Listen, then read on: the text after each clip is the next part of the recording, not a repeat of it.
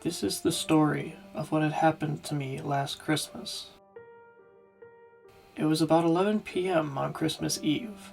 My parents were away from home as they were busy partying at my grandparents' house. They said that they would not return until Christmas morning. The only reason as to why I did not accompany them was because I was feeling ill at the time. So there I was, sitting alone in my house with a fever of 37.5, watching TV. As I sat there bored, the doorbell to my house suddenly rang out, startling me a bit. I wasn't expecting any visitors at this hour, and I was certain that it couldn't have been my parents, since my grandparents' town was about an hour-and-a-half long drive from where we lived. Along with that, they had called me once they had arrived, which wasn't too long ago. I peeked my eye to the peephole in the door, trying to clarify who was there. Yet, strangely, there was no one or no thing. I assumed this was nothing more than some drunken joker pranking people on Christmas Eve. I swung the door open, mustering the energy to shout to the open night, when I noticed a strange package on my doorstep. I guess Santa Claus came a day early, I thought to myself. I pick up the package, a bit weary of the fact that someone would take it if I left it out there, whoever that would be. I held the package gleefully, wondering what waited on the inside. However, my mood sank a bit once I had gotten a better look at it. Bringing it inside, I opened the package up and found a small envelope inside, which read, "Keep this. I don't want it anymore." Next to the copy of Pokemon Soul Silver, the original. 'Twas a shame that someone would simply give away something like this, especially if they had grown out of it. But my dampened mood didn't linger for very long, as at the time I was still excited. I remembered having good memories with the original Pokemon Silver, even though my Game Boy initial battery's drainage made it impossible for me to save my progress. I grabbed my old Game Boy Advance SP, popped the cartridge in, and started the game up. Though, once the game had started up, I noticed there was a bit more to the envelope that had accompanied it. Inside, I found a little note, displaying instructions that I had to follow. Even to this day, I've kept that note around, along with that horrid cartridge. It read, "Hello. If you are reading this, then it is because you now hold my copy of Pokemon Silver. Since I have given it to you, I ask that you please continue the game to the point that these steps guide you to. Once you've completed that, you're free to play the game as you wish." Well, he did gift it to me, so what less could I do for him? I thought to myself. I continued reading the note. Number 1. Do not start a new game. Continue off of my saved file.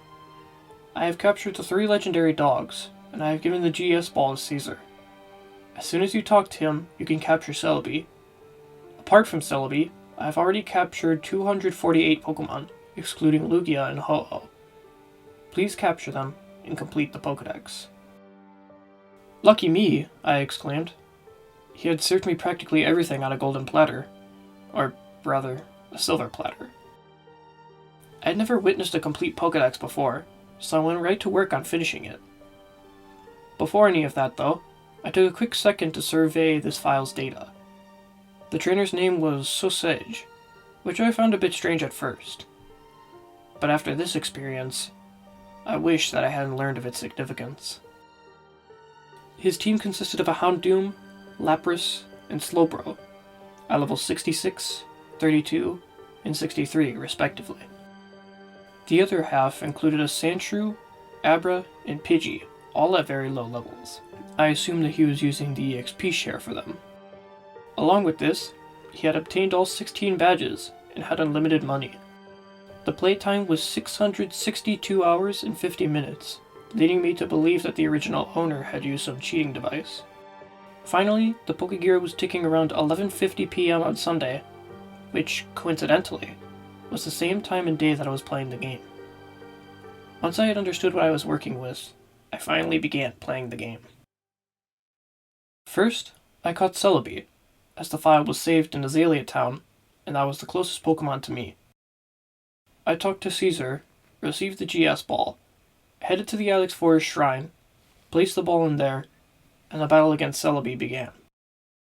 I felt the excitement swell up, as capturing a Celebi was only possible through certain events. After growing tired of throwing Pokeballs, I finally caught it with a Master Ball out of the 3 that I had, and a message appeared. Celebi was transferred to Pandora's Box in Bill's PC. Pandora's Box? I took it as nothing more than just a joke. I'm sure that everyone here has heard of the story of Pandora's Box, a Greek myth said to release a horde of demons when opened and condemn the world. Disregarding it entirely, as this could have just been another prank, I continued on and caught the other 2 legendaries. Using the last 2 Master Balls, it was rather easy to capture them. Once I had all of the remaining legendaries captured, and thus having the Pokedex completed, I continued reading the instructions that the former owner gave me. Number 2.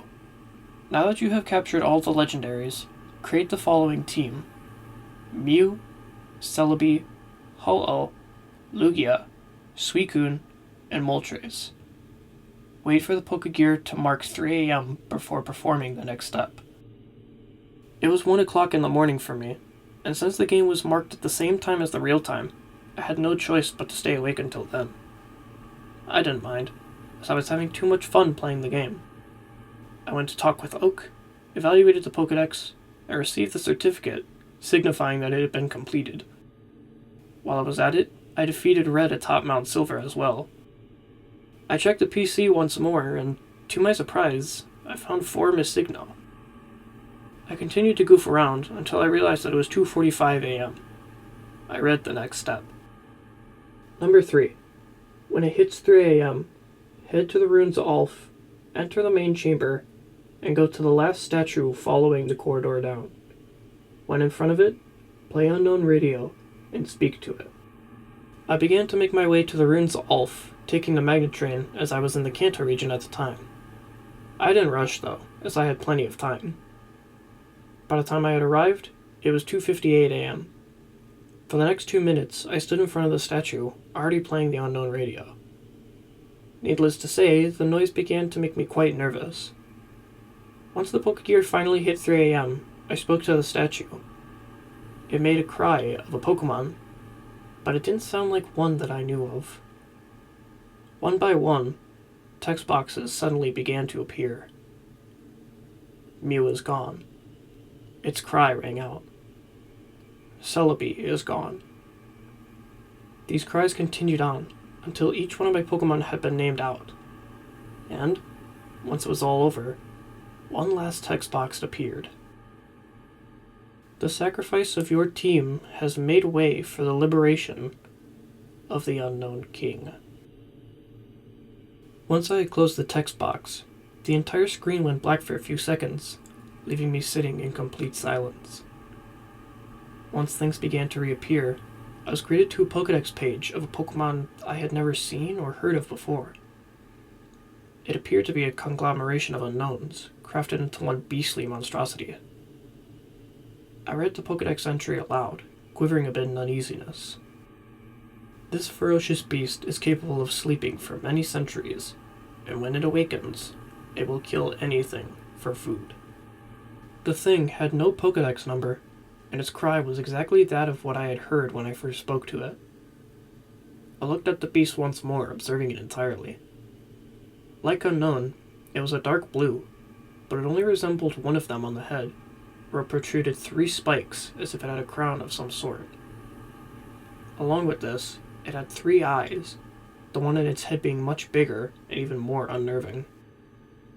Unlike the common Unown, however, this creature had a body, legs, and arms, stained red with what I assumed was nothing else but blood.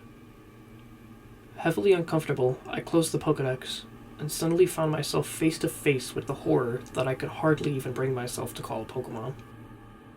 Another text box appeared, as it read, "You have freed the beast." Once I had closed the text box, the game saved all on its own. It was only until now that I realized the significance of the file's playtime. 666 hours. I went straight to my Pokegear and found that my Pokemon were still missing. A strong sense of hopelessness suddenly washed over me, making me forget entirely that I could very easily just shut off the game.